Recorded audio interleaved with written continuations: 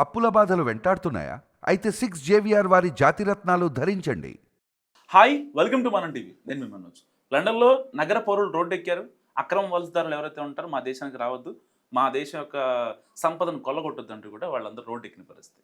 So మరి వీళ్ళందరూ మొన్నటిదాకా ఆస్ట్రేలియాలో చేశారు, ఇప్పుడు లండన్లో చేస్తున్నారు. కేవలం ఇండియన్స్ గో బ్యాక్ అనే ఒక నినాదంతోనే చేస్తున్నారా, మరి ఇంకేమన్నా కారణాలు ఉన్నాయా? మాట్లాడదాం. మనతో పాటు ప్రముఖ పొలిటికల్ అనలిస్ట్, సీనియర్ జర్నలిస్ట్ కట్టకర్తి గారు. నమస్కారం. నమస్కారం. ఏంటి సార్ పరిస్థితి అసలు లండన్లో? కేవలం ఇండియన్స్ కోసమే అంటారా? అంటే మన మీడియాకి వాస్తవాలు చెప్పడం కంటే కూడా వ్యూవర్షిప్ చాలా ముఖ్యం కాబట్టి అన్ని ఇండియాకే లింక్ పెట్టి మాట్లాడే ప్రయత్నం చేస్తున్నారు. నిజానికి ఆస్ట్రేలియాలో జరిగిన మూమెంట్ వేరు, బ్రిటన్లో జరిగిన మూమెంట్ వేరు. ఆస్ట్రేలియాలో జరిగిన మూమెంట్ భారతీయుల టార్గెట్గానే నడిచింది. వాళ్ళ స్లోగన్ కూడా గో బ్యాక్ ఇన్ ఇండియన్స్, అంటే మీ ఇండియన్స్ ఇక్కడ నుంచి వెళ్ళిపోవాలి అని చెప్పేసి స్లోగన్తోనే ఆస్ట్రేలియాలో మూవ్మెంట్ జరిగింది. దాదాపు 20 నగరాల్లో 20,000 మంది ఆ ప్రదర్శనలో పాల్గొన్నారు. ఆస్ట్రేలియన్ పార్లమెంట్ ముందు కూడా వాళ్ళు ఆందోళన చేశారు. భారతీయుల వల్ల వాళ్ళకి ఆరోగ్య భద్రత లేదని, తర్వాత వాళ్ళ ఉద్యోగ భద్రత కూడా కోల్పోతున్నామని చెప్పేసి వాళ్ళ ఆందోళన వ్యక్తం చేసిన మాట వాస్తవం. దానికి ఉన్నటువంటి కారణాన్ని మనం గతంలో వివరించి చెప్పేటువంటి ప్రయత్నం చేసాం. సరే, అది ఆస్ట్రేలియా మూమెంట్. సరే, యూరోప్ లో జరిగిన మూమెంట్ ఏంటి? బ్రిటన్ లో లండన్ నగరంలో, బ్రిటన్ రాజధాని, దాదాపు 150,000 మంది నిరసనకారులు పాల్గొని ఆందోళన చేశారు. అయితే అక్కడ ఓన్లీ భారతీయుల టార్గెట్గా ఏం ఆందోళన నడవలే. ఆందోళనకి నాయకత్వం వహించినటువంటి వ్యక్తి టాబీ రాబిన్సన్. అతను గతం నుంచి ఇలాంటి మూమెంట్స్ నడిపిన వ్యక్తే. ఆల్రెడీ అతను జైలుకు కూడా పోయిన వ్యక్తి, అరెస్ట్ అయ్యి అనేక మార్లు. ఆ వ్యక్తే ఈ ఉద్యమాన్ని లీడ్ చేశాడు, నిన్న జరిగినటువంటి ర్యాలీని లీడ్ చేశాడు. అతను యాంటీ ఇస్లామిక్ వాది, అలానే వలసల వ్యతిరేకి. ప్రధానంగా అతను టార్గెట్ ముస్లిమ్స్ బ్రిటన్ నగరంలో ఉండొద్దు, బ్రిటన్ దేశంలో ఉండొద్దు, వాళ్ళంతా వాళ్ళ దేశాన్ని ఇడిచి వెళ్ళిపోవాలని. అదే క్రమంలో అసలు వలసలే రావద్దు, ఏ దేశం వాడు బ్రిటన్లో ఉండడానికి అవకాశం ఇవ్వద్దు. అక్రమ వలసలు పెరిగిపోతున్నాయి, విదేశస్తులు బ్రిటన్లో పెరిగిపోతున్నారు, వాళ్ళ సాంప్రదాయాలు మన మీద రుద్దుతున్నారు. అంటే ఇంకోటి ఏంటంటే ఇక్కడ రేసిజం ఉంది. రేసిజం అంటే తెల్ల జాతీయులు వాళ్ళు అంటే మేము పెద్ద అనుకుంటారు, నల్ల జాతీయులు అంటే తక్కువ చులకన అనుకుంటారు. సో కార్తీక్ గారు, మీరు అన్న ఒక మాట, ఇక్కడ ఏదైతే బ్రిటన్ ప్రభుత్వం విదేశీయుల్ని ఆకర్షించుకోవడం కోసం కొన్ని వీసా సడలింపులు చేసి వాళ్ళే ఆకర్షిస్తున్నారు కదా, మళ్ళీ ఇప్పుడు ఇలాంటి ఉద్యమం చూడడం కారణం? ఎస్, నేను ఆ మూమెంట్ ఆ పాయింట్కి వస్తే యాక్చువల్గా భారతీయులు ఎక్కువ శ్రమ పడతారు. ఇప్పుడు యూకే వాళ్ళకంటే, అమెరికన్స్ కంటే, ఆస్ట్రేలియన్ లోకల్ వాళ్ళకంటే, అంటే ఇంకా చెప్పాలంటే తెల్ల జాతీయుల కంటే నల్ల జాతీయులు శ్రమలు ఎక్కువ చేయగలుగుతారు, తక్కువ వేతనానికి ఎక్కువ పని చేయగలుగుతారు. కాబట్టి దానివల్ల అందులో భారతీయులు కొద్ది టెక్నాలజీ ఎక్కువ. మన స్టాండర్డ్స్, ఎడ్యుకేషన్ స్టాండర్డ్స్ చాలా గొప్పవి. ఆ ఎడ్యుకేషన్ స్టాండర్డ్స్ ఇవాళంతా ఐటీ కదా, ప్రొఫెషన్ అంతా ఐటీ కదా. సో ఐటీ రంగంలో ప్రధానంగా భారతీయులను ఉపయోగించుకోవడం కోసం బహుళజాతీయ కంపెనీలు, లేదా అమెరికన్ బేస్డ్ కంపెనీలు కావచ్చు, లేదా ఇతర దేశాల యూకే బేస్డ్ కంపెనీలు కావచ్చు, మనం ప్రధానంగా ఆకర్షించాయి. ఇప్పుడు యూకే వరకే మాట్లాడుకుందాం, బ్రిటన్ వరకే మాట్లాడుకుందాం. బ్రిటన్ యూత్ మొబిలైజేషన్ వీసాస్, ఈ మధ్య యూత్ బాగా తెలుసు, సంవత్సరానికి 2 సార్లు యూత్ మొబిలైజేషన్ వీసాస్. మాకాడ యూత్ సరిగా లేరు కాబట్టి ఇతర దేశాల యూత్ మాకు కావాలి అని చెప్పేసి ప్రత్యేకించి భారతీయుల కోసం యూత్ మొబిలైజేషన్ వీసాలు వేసి భారతీయులను తెచ్చుకున్నారు వాళ్ళ దేశానికి. మామూలుగా మన వీసాలు అంటే ఏమనుకుంటాం, వర్క్ పర్మిట్ వీసాలు. ఇక అక్కడ ఉద్యోగం వచ్చి పర్మిషన్ తోటి అక్కడికి వెళ్ళటం, అదొక రకమైన వీసా. తర్వాత స్టూడెంట్ వీసా, చదువుకోవడానికి వెళ్ళటం, ఇది కదా. ఈ వీసాలు కాక తర్వాత ఇవి కాక డిపెండెంట్ వీసాలు ఇవన్నీ ఉంటాయి. అంటే ఆల్రెడీ పోయిన వాళ్ళు భర్త పోతే భార్యని, భార్య పోతే భర్తని డిపెండెంట్ కోసం తీసుకెళ్ళవచ్చు. ఇదంతా ఒక రకం. కానీ యూత్ మొబిలైజేషన్ వీసా అనేది యూకే సరికొత్తగా వేసిన వీసా. మా దగ్గర యూత్ లేరు పనిచేయడానికి, రెస్టారెంట్స్లో, బార్స్లో, లేదు అమెజాన్ రకరకాల సర్వీసెస్లో పనిచేయటానికి మా దగ్గర యూత్ లేరు, యూత్ కావాలి అని వాళ్ళు భారతీయుల కోసం యూత్ మొబిలైజేషన్ వీసా వేశారు. సో భారతీయులు వాళ్ళు వేశారు కాబట్టి, అవకాశాలు ఇస్తున్నారు కాబట్టి, అవకాశం ఉంది కాబట్టి వెళ్ళారు. ఇప్పుడు వలసలు 2 రకాలు, ఒకటి అక్రమ వలసలు, 2 సక్రమ వలసలు. అంటే వాళ్ళంతటా వాళ్ళు వీసాలు ఇచ్చి తెప్పించుకునే వలసలు ఒక రకం, వాళ్ళ దేశమే ఒక పాలసీ మేకింగ్గా వలసలు కావాలని తెచ్చుకోవడం. 2 అక్రమ వలసలు, మనం కూడా చెప్తాం అక్రమ వలసలు వద్దు, వాళ్ళ దేశంలో ఉన్న మన వలస అక్రమ వలసదారులు ఉన్నా వాళ్ళు మన దేశం వచ్చేయాలి, అది కరెక్ట్ కాదు. అక్రమాన్ని మనం సపోర్ట్ చేయం, కానీ సక్రమంగా వలస వచ్చిన వాళ్ళని కూడా ఒకే ఘాట్ని కట్టి వాళ్ళ మీద వివక్ష చూపిస్తూ, వాళ్ళ మీద వాళ్ళకి వ్యతిరేకంగా ఆందోళన చూపిస్తూ రేసిజాన్ని చూపించడం కరెక్ట్ కాదు. అంటే మీరు తక్కువ కాబట్టి మా దగ్గర ఉండొద్దు, లేదా మా బానిసలుగా ఉండాలి, లేదా మీరు వచ్చి మా అవకాశం కొట్టేస్తున్నారు. అయ్యా బాబు, నీ దేశం పిలిచింది, అంతే కదా, పిలిస్తేనే కదా. నీ దేశం పిలిచింది, నీ ప్రభుత్వం పిలిచింది, నీ వీసాతో మేము వచ్చాం, నీ వీసాతో మేము వచ్చాం, చట్టబద్ధంగా వచ్చాం. నువ్వు వెళ్ళిపోమంటే, నువ్వు రమ్మంటే రావటానికి, వెళ్ళిపోమంటే పోవటానికి మేము పిచ్చినాయాలమా? అంటే ఎలా కనపడుతున్నాం అంటే అర్థం చేసుకోవాల్సిందంటే ఆస్ట్రేలియన్స్ అయినా యూకే వాళ్ళైనా ఇప్పుడు అమెరికా వాళ్ళైనా అర్థం చేసుకోవాల్సిందంటే ఎక్కువ మంది భారతీయులు చట్టబద్ధంగానే వచ్చారు. చట్టబద్ధంగా రాని వాళ్ళు ఉంటే మేమే చెప్తున్నాం పంపించండి. మన ప్రభుత్వం కూడా చెప్తుంది అక్రమ వరదాన్ని మేము సపోర్ట్ చేయం.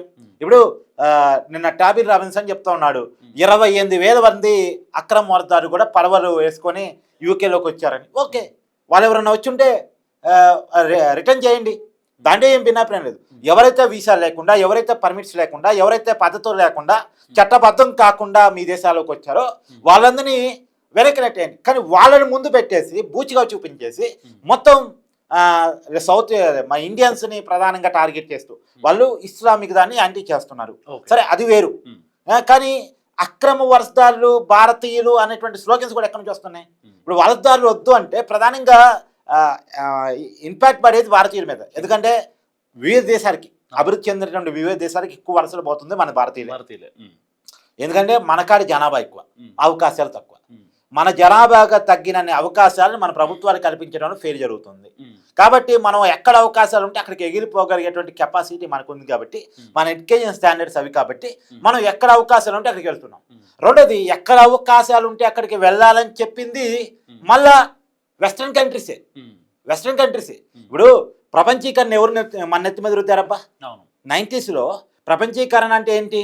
ప్రపంచాన్ని చిన్న కుగ్రామం చేయాలి, దాని డెఫినేషన్ అది కదా. అంటే ఎవరు ఎక్కడ అవకాశాలు ఉంటే అక్కడికి ఎగిరిపోవాలి, ఎక్కడ వ్యాపారాలు చేసుకోగలిగితే అక్కడ వ్యాపారాలు చేసుకోవాలి, ఎక్కడ ఉద్యోగాలు చేసుకోగలిగితే అక్కడ ఉద్యోగాలు చేసుకోవాలి అని ప్రపంచీకరణ, ప్రైవేటీకరణ, ప్రపంచీకరణ, సరళీకరణ అనేటువంటి ఒక విధానాలని వెస్ట్రన్ కంట్రీస్ భారతదేశం మీద రుద్దాయి. మీ అవసరం కోసం భారతీయుని పిలిచారు, మీరు డెవలప్ కావడం కోసం, మీ నాలెడ్జ్ని పెంచుకోవడం కోసం, మీ అభివృద్ధి కోసం భారతీయుని పిలిచారు. ఇవాళ మైక్రోసాఫ్ట్ సీఈఓగా సత్యనారాయణ ఉన్నారు. ఎందుకు? టాలెంట్ ఉంది కాబట్టి భారతీయుడు కాగలిగాడు. శాంతన్ నారాయణ టాలెంట్ ఉంది కాబట్టి అతను కాగలిగాడు సీఈఓ. అంటే వాస్తవాన్ని మనం అర్థం చేసుకోవాలి, భారతీయుల యొక్క టాలెంట్ని అర్థం చేసుకోవాలి. భారతీయులు శ్రమ ఫలితంగా ఎదిగి ఇవాళ భారతీయుల మీద వివక్ష చూపించడం అనేటువంటిది ఖచ్చితంగా కరెక్ట్ కాదు. అయితే బ్రిటన్లో జరిగిన రాలి ఓన్లీ టార్గెట్ భారతీయులు నేను అన్ను, కానీ ఖచ్చితంగా వాళ్ళ నినాదాల నుంచి భారతీయులకి ఇన్ఫాక్ట్ జరిగింది. వాళ్ళు వలసదారులంతా వెళ్ళిపోవాలంటే అక్కడ ఉన్నటువంటి వలసదారుల్లో చాలా ప్రధానంగా భారతీయులు ఉన్నారు. ఇవాళ బ్రిటన్లో చాలామంది భారతీయులు ఉన్నారు. అసలు నిజానికి చెప్పాలంటే బ్రిటిష్ వాళ్ళు మన దేశానికి వచ్చి మన మీద కొన్ని వందల సంవత్సరాలు పెత్తనం చేస్తే వాళ్ళ మీద ఒక 200 సంవత్సరాలు మనం మూమెంట్ చేసి వాళ్ళని నిలగొట్టుకున్నాం. మన మీద పెత్తనం వద్దని, ఏదో బతకొద్దని కాదు, మన మీద పెత్తనం చేయొద్దని. వాళ్ళ నుంచే మనం ఇండిపెండెన్స్ తెచ్చుకున్నాం. ఇలా వాళ్ళ దగ్గర ఉన్న చాలా సంపద మందే, మన నుంచి దోపిడీ చేసిందే, మన నుంచి ఎత్తకెళ్ళిందే. సరే, అది గతం అనుకోండి, అది వదిలేయండి. కానీ ఇప్పుడు వాళ్ళు పిలుచుకొని మనతో పని చేయించుకుంటూ వాళ్ళకేదో ఉద్యోగ భద్రత అంటే వాస్తవానికి ఏంటంటే ఎక్కడ దేశ ప్రభుత్వాలైనా ఇప్పుడు అవలంబిస్తున్నటువంటి విధానం ఏంటంటే వాళ్ళ దేశంలో పేదరికాన్ని, వాళ్ళ దేశంలో నిరుద్యోగాన్ని పక్కనోడి మీద నెట్టి చూపించే ప్రయత్నం చేస్తున్నారు. అంటే మన కాడ పేదరికం ఉంది బికాజ్ ఆఫ్ ఇండియన్స్, మన దేశంలో నిరుద్యోగం ఉంది బికాజ్ ఆఫ్ ఇండియన్స్. మన అవకాశాలు వాళ్ళు కొల్లగొడుతున్నారు కాబట్టి మనకి నిరుద్యోగం ఉంది. ఇది ఒక బూచిగా చూపించే ప్రయత్నం చేస్తున్నారు. అభివృద్ధి చెందిన దేశాలు మీరే అలాంటి పరిస్థితులు ఎందుకు పడుతున్నారు అని మీ ఆర్థిక విధానాన్ని చెక్ చేసుకోండి. అంతేగాని భారతీయుల మీద పడి ఎందుకు ఏడుస్తారు? మీ ఆర్థిక వృద్ధిలో భారతీయుల పాత్ర ఎంత? ఇలా ప్రపంచాన్ని ఐటీ ఏళ్తుంది, ఐటీని ఇండియన్స్ ఏళ్తున్నారు. ప్రపంచాన్ని ఐటీ ఏళ్తుంది, ఐటీని ఇండియన్స్ ఏళ్తున్నారు. ఇది ఏడుపు నిజానికి.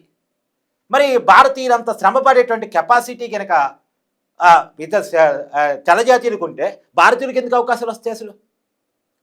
కాదు మనోజ్, ఇప్పుడు ఒక ఐటీ కంపెనీ ఇంటర్వ్యూకి, అది యుఎస్ బేస్డ్ కంపెనీ, నువ్వు వెళ్ళావు, ఒక అమెరికన్ అతను వెళ్ళాడు. అంటే అమెరికా ఆందోళన లేదు కదన్న, అమెరికా గురించి కూడా ఎందుకు ఎగ్జాంపుల్ చెప్తున్నావు అంటే ఇప్పుడు ట్రంప్ భారతీయ విద్యార్థుల మీద కూడా ఆంక్షలు పెడతా ఉన్నాడు. అక్కడ ఉన్న ఉద్యోగాలు చేస్తున్న వాళ్ళ మీద కూడా ఆంక్షలు పెడతా ఉన్నాడు. H1B వీసాల మీద కూడా ఆంక్షలు పెడతా ఉన్నాడు. కాబట్టి ఎగ్జాంపుల్ కోసం చెప్తున్నాను. ఇప్పుడు నువ్వు ఒక ఇంటర్వ్యూకి వెళ్ళావు ఐటీ ప్రొఫెషన్ కోసం, ఒక ఐటీ జాబ్ కోసం, యుఎస్ బేస్ ఐటీ కంపెనీ దగ్గరికి ఒక అమెరికాతో ఇంటర్వ్యూకి వచ్చాడు. సహజంగా అతని ప్రయారిటీ ఎవరుకుంటా? సహజంగా వాళ్ళకే ఉంటారు. కానీ వాళ్ళ ఆ ప్రయారిటీని దాటి కూడా నీకు ఉద్యోగం ఇచ్చాడంటే కారణం ఏముండొచ్చు?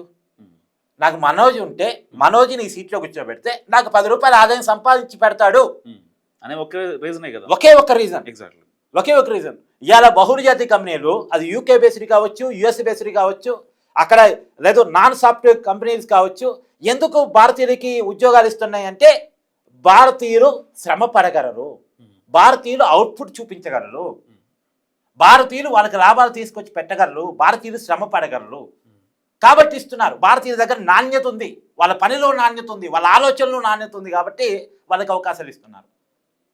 ఇది అర్థం చేసుకోవాల్సింది. ఆ నాణ్యతని యూకేలో పెంపొందించండి. అసలు నేను అడుగుతున్నాను, నేను యూకే ఎడ్యుకేషన్ సిస్టమ్కి అంటే అభివృద్ధి చెందిన దేశం అని చెప్తుంటారు కదా, యూకే ఎడ్యుకేషన్ సిస్టమ్కి ఇండియన్ ఎడ్యుకేషన్ సిస్టమ్కి ఎంత తేడా ఉందో తెలుసా? ఎంత తేడా ఉందో తెలుసా? అసలు నేను ఇంకా యూకే ఇప్పుడు ఆందోళన జరుగుతుంది యూకే కాబట్టి ఒక చిన్న ఎగ్జాంపుల్ చెప్తా మనోజ్.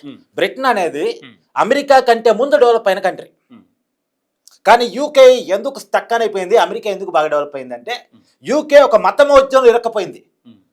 మతమోద్యమంలో ఇరక్కపోయి ఆ మూఢత్వంలో ఇరక్కపోయి సర్వనాశనం అయ్యారు. వాళ్ళ మధ్య పీడించబడ్డ మనం కూడా ఆర్థికంగా ఎదుగుతున్నాం, కానీ యూకే ఛానళ్ళు ఒక మూఢత్వంలో మూర్ఖత్వంలో ఇరక్కపోయింది, అజ్ఞానంలో ఇరక్కపోయింది. ఎప్పుడైతే మళ్ళీ ఈ మధ్య కాలంలో ఒక 90s నుంచి దాని నుంచి చేంజ్ ఓవర్ అయ్యి ఇప్పుడు మళ్ళా రీపొజిషన్ అవుతున్నారు వాళ్ళు, రీపొజిషన్ అవుతున్నారు. నువ్వు నీకు కరెక్ట్గా చెప్తే అంటే నాకు తెలిసి ఈ వీడియో చేస్తున్న వాళ్ళు యూకేలో చదువుకున్న వాళ్ళు ఎవరన్నా ఉంటే కామెంట్ చేయండి. అక్కడ రాజకీయ స్థిరత్వం కూడా సరిగలేదు. ఈ మధ్యనే గెటాన్ అవుతున్నారు వాళ్ళు.